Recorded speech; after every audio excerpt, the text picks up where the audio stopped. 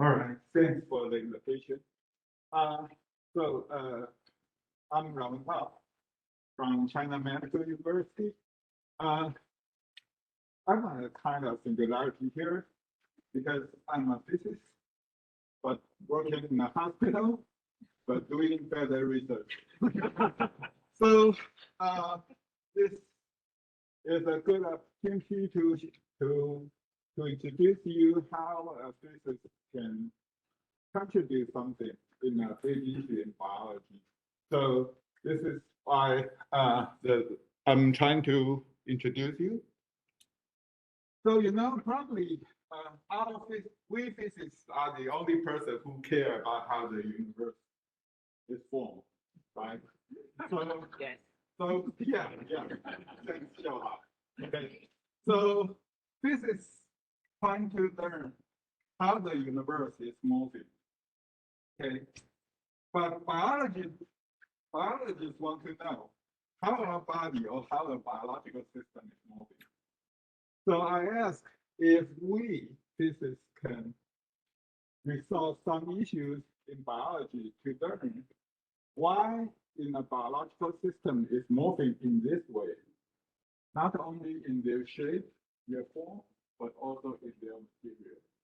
So this is the basic concept of my research. But so which topic we choose? So as we know, feather is one of the multifunctional biological tissue. It has many functional forms which can keep birds warm, let birds fly, or even let uh, birds have the identity to let them know, okay, this is the female I want to chase it, right? Okay, they won't miscommunicate because they have each their own identity through their feathers. So,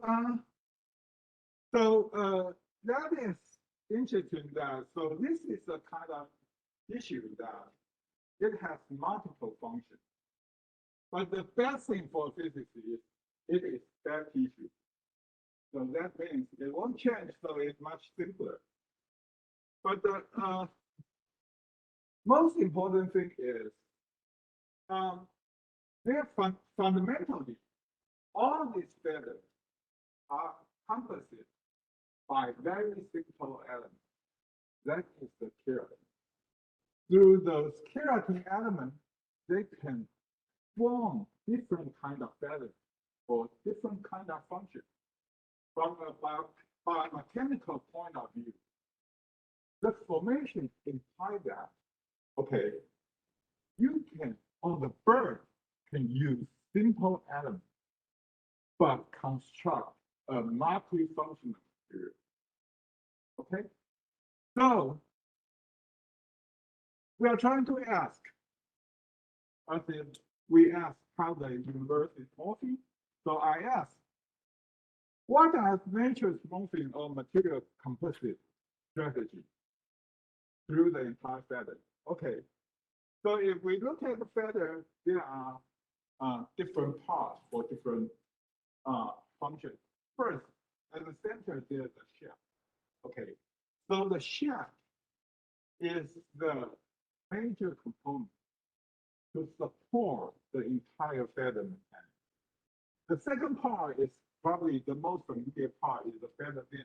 Okay, which is the part which supports the aerodynamic function of feather.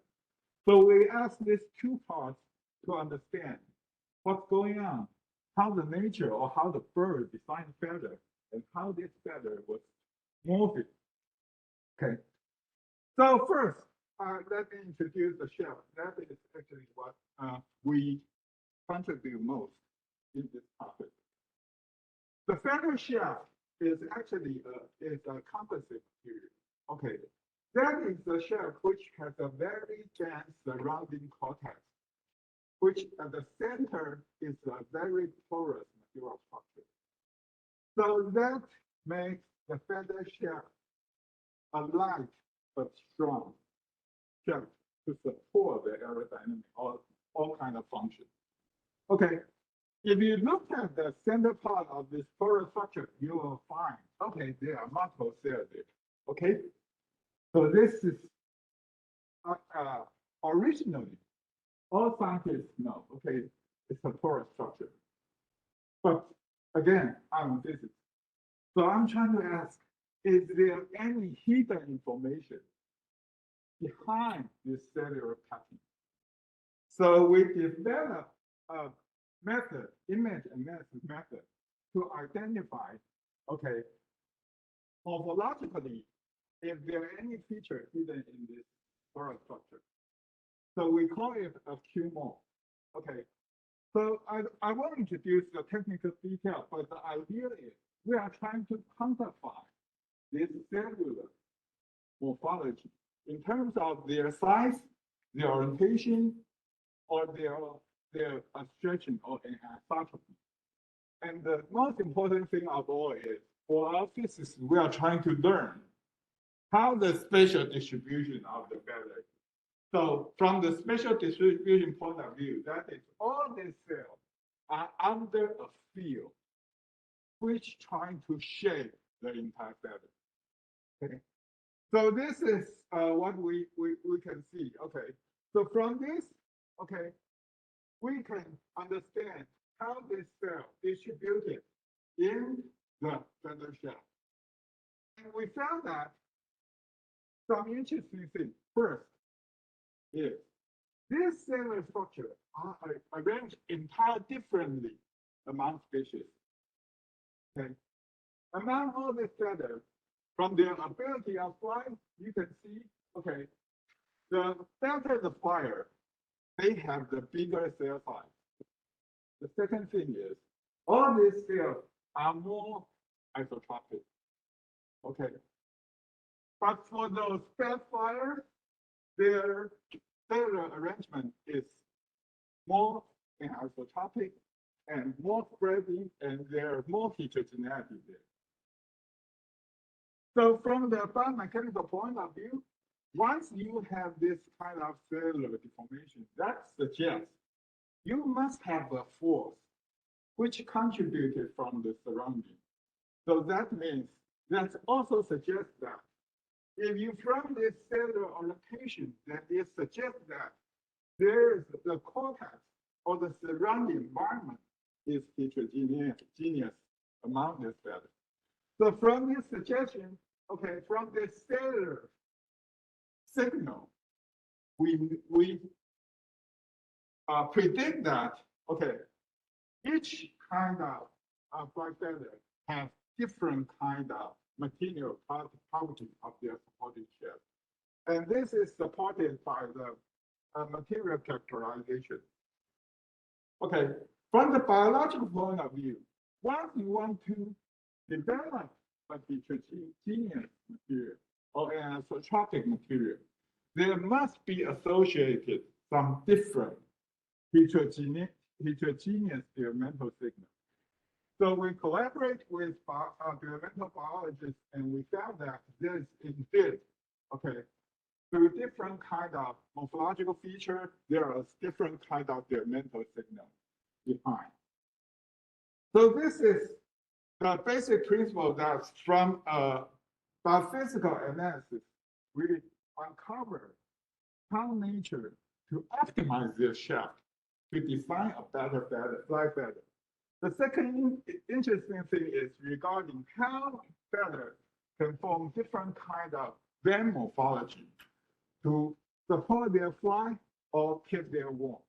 Okay, and the behind theory is very simple. Okay, that is, once you want to have a very lock-up structure to form a complete or perfect band to support the aerodynamics, the key issue is you must have every single element line up.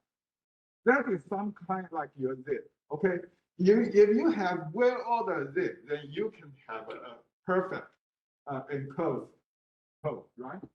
But if the zip is mismatched, then you will have a random structure.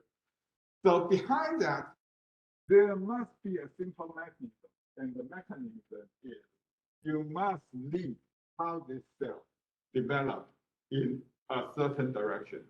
So that is another finding on that.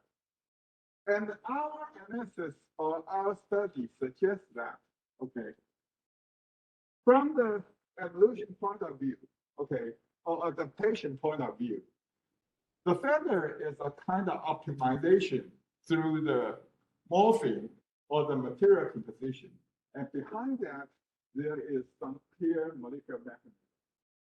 So that suggests that probably in the very early stage of the feather development, all these birds may lose out these specialties to develop a specific order in their system. So our speculation has been proven by those feathers frozen in amber. Okay, and these feathers are those in hundreds of million years ago. Okay, and this feather has no cellular structure.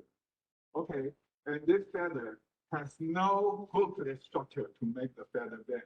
So all these feathers are pretty poor. Okay, they cannot support the fly. They cannot form a very close band to let them fly. So this is so the prediction based on our finding. Okay, so in general, what we found is from our biophysical analysis, we uncovered that, okay, to form a perfect racket, okay, the rackets need to have two separate functional modules. One is for the torus core, which make the shaft light. The second thing is expand the bending moment of area, which against the bending. Okay, using minimum material. And this module is important, okay, to let the keep the feather light but strong. Okay, but during the development, you can see that only for those good flyers have the ability to construct these two distinct modules. One is the strong cortex, the second is the porous material. For those bend parts, okay, you need to build up a symmetry, major symmetry module to let each branches of the feather have the ability to hook up with the neighboring one to form a feather bed. And all these structures are initiated or lead by the signal hidden in the hair follicle or the feather follicle. So I'd like you know as a physicist, okay, we are trying to use our ability is to first is to develop some technique. The second is come up with some new ideas, okay, to understand something. Okay, so once we have the ability to understand how the feather is formed, okay, the similar idea we can also apply to understand how the nature to regenerate a skin or regenerate skin with appendage. So another collaborative work here. Okay, sorry, I don't know how to turn it back, but that is you know, regenerate a fully functional skin is very difficult. Okay, but our collaborative work shows that if you really want to regenerate a fully functional skin, the best strategy is turn it back to the original state. Okay, so then it's back here. Thanks many of my collaborators from all different institutes, including those experts in feeding chicken or feeding wild birds, and looking forward to the in-depth collaboration with all of you. Thank you.